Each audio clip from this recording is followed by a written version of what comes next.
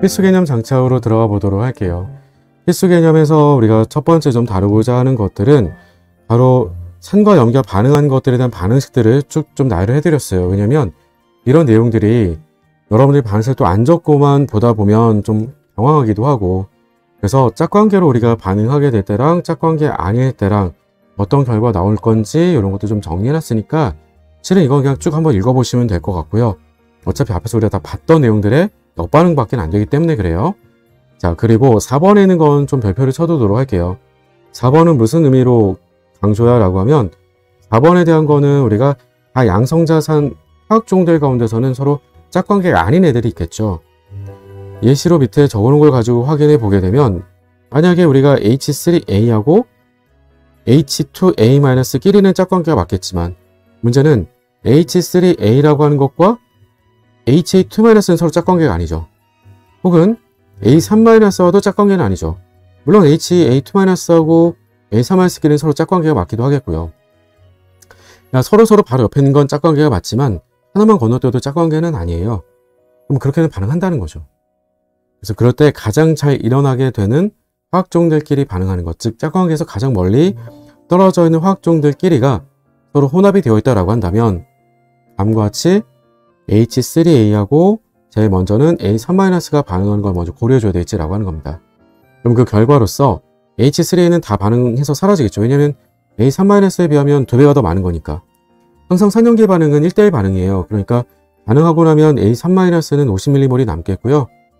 A3-가 50mm몰이 줄으면서 그 양은 그대로 고스란히 HA2-로 바뀐 거니까 원래 반응하지 않고 있었던 양 50에다가 50이 더해진 거니까 100으로 바꿔 써준 거고요. 마찬가지예요. H2A-라고 했던 건 100mm몰이 있던 건데 50mm몰이 반응하면서 늘어서 생겨나게 된 거니까 합쳐주면 150이 되겠죠. 그럼 150과 100이 있고 그리고 50이 남은 게 있는 거죠. 자, 그럼 여기서 이 50하고 H2A-는 또 짝관계가 아니겠죠. 이들은 또 반응하겠죠. 따라서 그렇게 해서 반응해서 50, 50 양쪽에서 온 거겠죠. 따라서 요 100mm몰에다가 100mm몰이 또 넣었으니까 200mm몰이 되겠고요. 그리고 150에서 50이 줄었으니까 100mm몰이 남겠죠. 자, 이렇게 되면 이제는 둘은 서로 짝관계만 서로 남게 된 거죠. 이러면 더 이상 반응 안 하죠. 그러니까 이런 식으로 우리가 모식도로 정리를 간단하게 가져가 보게 되면 제가 이건 예시로 드린 게 가장 복잡한 경우라고 보시면 되겠고요. 다 양성자산에서 짝관계 아닌 애들끼리를 반응시켜주게 되면 어디로 모여지게 된다? 네, 가운데로 집중된다라고 하는 겁니다.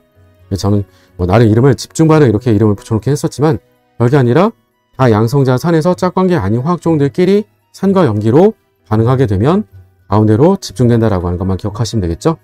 간단하게 문제 풀 수 있을 거예요. 자, 적정에 관련된 것들은 실은 여러분한테 그 아래쪽에다가 간략하게도 추가로 정리를 드리기도 했지만 가장 첫 번째는 결국은 우리가 미지수의 농도를 알고자 한다는 데 있어요. 그러니까 미지수의 농도와 그 용액의 부피의 곱은 따라서 우리가 몰농도하고 당량점의 곱과 같다라고 하는 거예요. 이 A 몰농도 써놓은 것은 다른 의미가 아니라 농도를 정확하게 알고 있는 표준 용액의 몰농도 이렇게 얘기해주고 있는 거예요. 그래서 그 용질의 바로 몰수하고 미지실에 들은 용질의 몰수가 서로 같은 양만큼 넣어줘야지 싹 다 반응해서 변색되는 거 확인할 수 있겠지라고 하는 거죠. 앞서 얘기했지만 변색에 대한 것들은 조금 이따 더 보기로 하고요. 당량점이라고 했던 거 그러니까 그 의미가 미지실의 양과 동등한 양으로 즉 모두 반응시키는 데 필요했던 부피, 그 부피를 우리가 바로 흔히 당량점이라고 하는 건 이론값이 돼주겠고요. 자, 그리고 지시하게 급격한 색 변화가 일어난 지점이라고 해서 우리는 당량점을 읽어주는 것이고, 만약에 pH 적정 고속을 그려주게 되면 그 기울기가 수직으로 급격하게 올라가게 되는 그 지점까지 넣어준 부피값, 이게 당량점이 돼주겠죠. 자, 그러면 우리가 pH가 변색된다라고 했는데, 즉 pH에 따라서 변색, 용액의 색깔이 달라지는 것. 왜? 왜냐면 지시약도 우리가 일종의 약산과 짝음기 관계로 있어요. 약산이 주로 존재하고 있다라고 하면 그 수액의 색깔은 약산성의 색깔로 보이는 거죠. 지시약 입장에서 약산성 색깔로 보인다는 거예요. 즉 pH에 따라서, pH는 이 곡물, 이 수액의 pH잖아요. 그에 따라서 지시약의 약산과 그 짝음기의 비율이 서로 달라지게 되면서 우리 눈에는 약산과 그 짝음기의 비율이 10배 차이가 서로 안 나는 그 사이에 들어가게 되면 두 가지 용액의 색깔이 싹 뒤섞여서 우리는 구별이 잘 안 보인다는 거예요. 그러니까 그 이상으로 벌어지면 그러면 우리가 염기성, 산성색 이렇게 명확하게 구별이 잘 보일 수 있겠다라고 하는 겁니다. 그 중에서도 특히나 우리가 몇 가지 지시약들은 좀 암기가 필요할 텐데, 많이도 아니에요. 그러니까 여러분들이 기억해 줄 때는 메틸 오렌지 같은 경우라고 한다면 우리가 약산성에서 변색되는 걸 알 수가 있겠고요. 보통 3에서 5 사이에서 우리가 변색이 되는데 산성일 때 색깔이 그리고 염기성일 때 색깔까지도 우리가 따로 구별을 좀 암기는 필요합니다. 따라서 우리가 빨강색과 노란색이라고 얘기를 해두시면 되겠고요.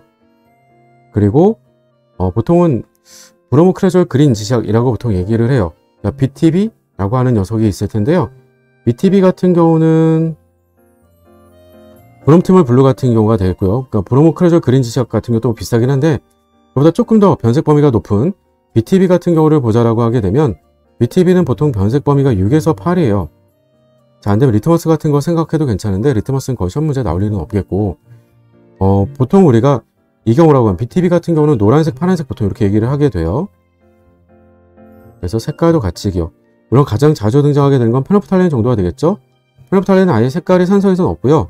염기성의 색깔이 우리가 핑크색, 그냥 빨간색 정도로 기억해 두시면 쉽게 접근이 가능할 테고 페노프탈렌 같은 경우는 8에서 10 정도로 생각하시면 돼요. 변색 범위를. 이렇게 크게 3가지 정도의 지시학이 있다. 이런 것들 정도만 우리가 추가로 암기를 해두고 있으면 얼마든지 문제로 물어보더라도 대응이 가능할 것 같아요.